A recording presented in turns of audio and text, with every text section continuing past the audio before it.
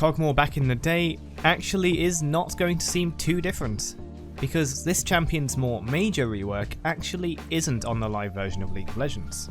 Meaning that Kog'Maw was a champion that did get a gameplay rework, but then also got a partial revert. So what exactly about Kog'Maw was so offensive and volatile in an ability that it pretty much by itself prompted a revert, and only for itself?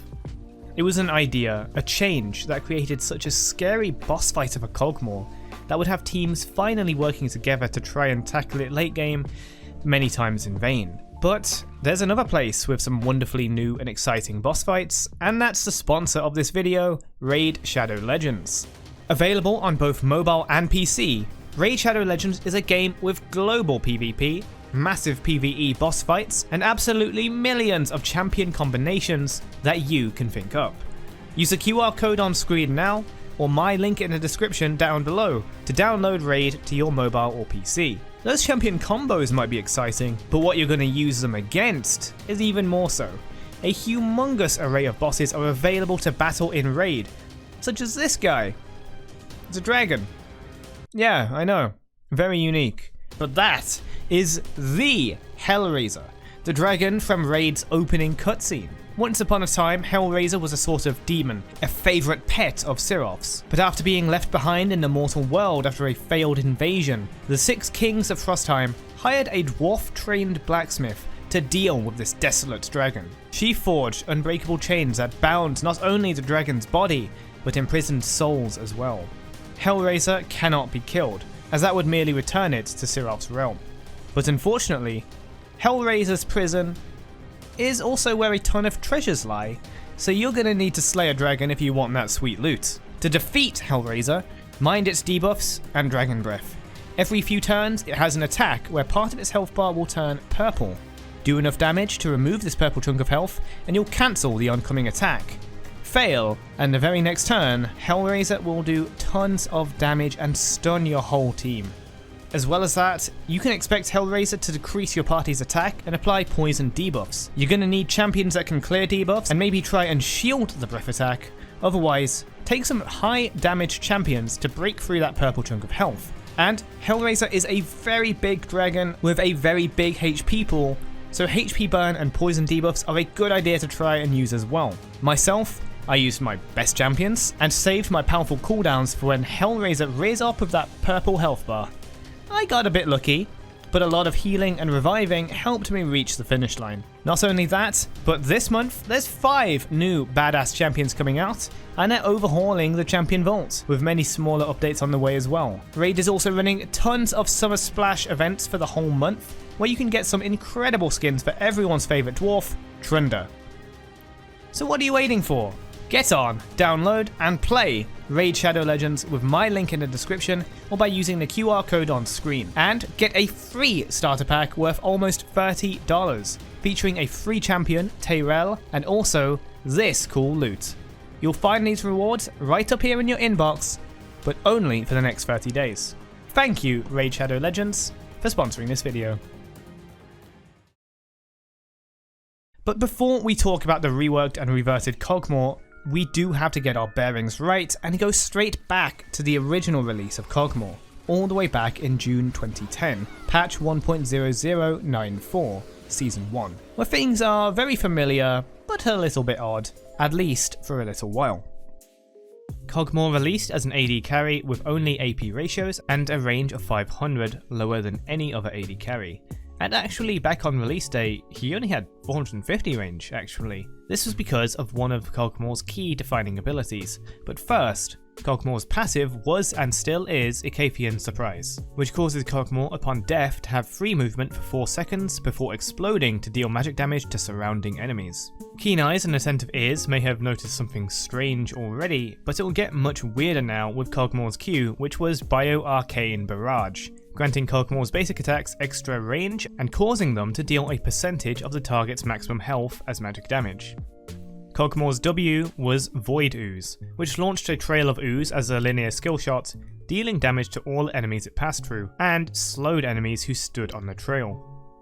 Kog'Maw's E was Caustic Spittle, which passively gave him 13% to 26% armor penetration based on ability level, and on its active, it launched a single projectile that dealt magic damage and doubled his passive armor penetration for 4 seconds. Finally, his ultimate was Living Artillery, which dealt damage after a brief delay upon a target area and revealed any target's hit. Each subsequent shot over a short time would increase the mana cost. To clear the weirdness, Kog'Maw's pitiful 450 range was increased to 500 on the very next patch, and his Bioarcane Barrage range was reduced as well, and more importantly, on patch 1.0099, the same patch that got released, Kog'Maw's abilities were remade and shuffled to how we know them today, with Caustic Spittle on Q, Bioarcane Barrage on W, and Void Ooze on E. One of the more important sets of changes came in patch 1.00118, with some minor changes to his abilities, and some more major changes like how his Q now also reduces magic resistance, and Living Artillery now scales with 50% bonus AD.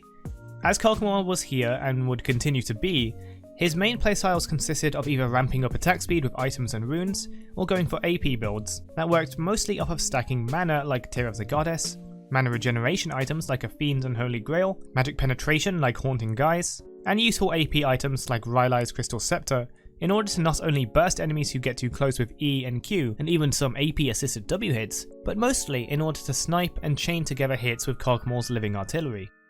It did have an AD ratio as well, but there were far more useful AP mana and spell items than AD, and his abilities did magic damage anyway. That said, attack speed was far more common even without the array of attack speed and on-hit items we have today. Madrid's Blood Razor would have been a very popular item on Kog'Maw, what with its own passive being very similar to his own W and providing a lot of attack speed, and Blade of the Ruined King, which practically replaced it in Season 3, would be purchased as well. The most common item was likely Phantom Dancer, a staple item for crit users and AD carries both ranged and melee, though he had access to even hybrid or AP style items like Malady, which reduced enemies' magic resistance on hit, a passive that would eventually be passed on to Wit's End and eventually lost to the Season 11 item overhaul. Naturally, Rageblade was good too, though it was different to the on-hit machine it has been in the more recent seasons, but it granted AD and AP, and each attack with Rageblade would grant a stack of 4% attack speed and 6 ability power for 5 seconds, stacking up to 8 times. Few champions could really use it, and honestly even Kog'Maw seldom used it over regular AD carry items and on-hit effects. But he could. One more item to mention is Runaan's Hurricane in Season 3, allowing Kog'Maw to apply his deadly W on hit not only at a faster speed, but at up to 3 targets at once. And now we've talked enough about attack speed, let's talk about this rework. In patch 5.22, pre-season 6, Kog'Maw received a bit of an overhaul. His attack was increased and his health reduced, the Q passive attack speed was increased and his R now deals less base damage, but is able to deal double damage against enemies below half health and triple damage against enemies below 25% health. But his W received the most major change, and one that would not be here to stay. On its active effect, the on-hit damage was changed from an AP scaling percentage of the enemy's max health, and instead now scaled with 1.25% per 100% AD, 0.75% per 100% AP of the target's maximum health instead. He still gained increased attack range, but his attacks against non-minions only dealt 55% of his attack damage now, relying on on-hits instead. Oh, and his attack speed and attack speed cap were doubled. It also had its mana cost set to 0, and 2 patches later they removed the AD ratio from the ability, building Kog'Maw with AD and attack speed scaled so insanely well for DPS that certainly knocking the AD ratio would reduce it. Items like Blade of the Ruined King already were very good, applied on hits that would bypass the 55% AD restriction on his W auto attacks, and would scale that ability as well. So obviously, everything was solved. And he went back down to being a peaceful, easily counterable. No, of course he didn't. In patch 6.3, they moved the Q passive attack speed to W, then in 6.4, they reduced his base attack speed down to 0.625 from 0.665. But this wasn't enough of a nerf. On patch 6.5, third successive patch to change Kog'Maw, his attack speed growth was increased, but only in compensation for removing his bonus attack speed from W entirely, making him weaker in early and mid game. In patch 6.8, Kog'Maw's W had its base damage reduced again, but gave him more resistance reduction on Q early as compensation, really trying to create vulnerabilities in Kog'Maw's early game, and he would be allowed to thrive for another 11 patches. This version of Kog'Maw was insane. He wasn't immediately hit with a major nerf bat, and to me I feel like Riot really did not like going back on decisions, something I feel like they demonstrate time and time again, so instead it felt like they tried to shift Kog'Maw's power around rather than straight up nerf it. With a doubled attack speed cap and attack speed, hitting 5.0 attack speed Kog'Maw was insanely easy. Runes, attack speed items, Rage Blade at the time which applied on-hit effects every second attack, unlike every third as it is now, all or even just a select few were all that were needed. To this end, Kog'Maw's no longer built like a glass cannon to reach their DPS needs, and simply built tanky items like Sterak's to shrug off enemy divers and melting them for daring to approach. No matter the vulnerabilities in whatever stages of the game or however much they shifted his power, Kog'Maw's double attack speed and cap were insanely toxic. You couldn't burst him as he built tanky, you couldn't try to reach him as he had insane range, you couldn't 1v1 him because he dealt so much damage, and you couldn't even ignore him as he could snipe you from afar.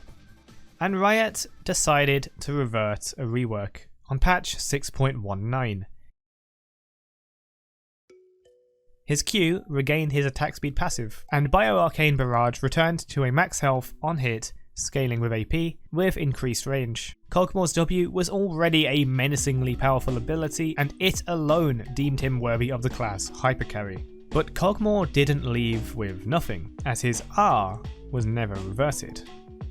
The R actually did receive an AP ratio nerf, but also an AD ratio buff. The extra damage effect stayed, but in patch 6.21, the triple damage was replaced with increased damage based on the opponent's missing health, up until the enemies were below 40% health, where the double damage would kick in. This made Kog'Maw's ultimate an excellent execution and poke ability no matter the build. But of course, a great AP Kog'Maw build can really maximise its use.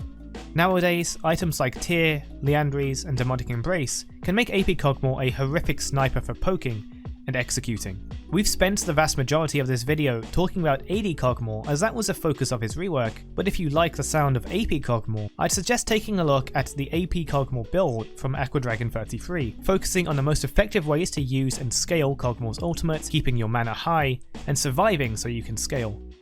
I've linked his guide and channels in the description below, so be sure to check them out. And now, I must throw it over to you, and ask what you think of this rework and revert. Did the attack speed doubling need to go, or could it have been a fun ability if they just tweaked it around some more? Please let me know in the comments below. Shoutouts to the members OKJ, Nashborm, Awesome Teoda, Light, HAG Beat 91, Ash Ketchum, and War Squid. Thank you for supporting the channel. See you next time.